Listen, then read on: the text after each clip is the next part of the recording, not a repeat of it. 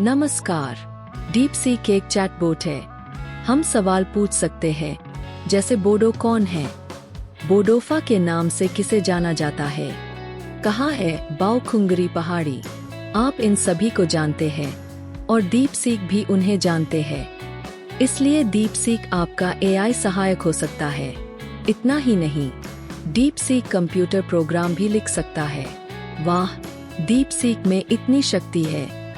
बताया जाता है कि आर्टिफिशियल इंटेलिजेंस स्पेस में चीन और अमेरिका के बीच जंग छिड़ी हुई है। यह दुनिया के लिए अच्छा है। मूल रूप से यह एक प्रतियोगिता है।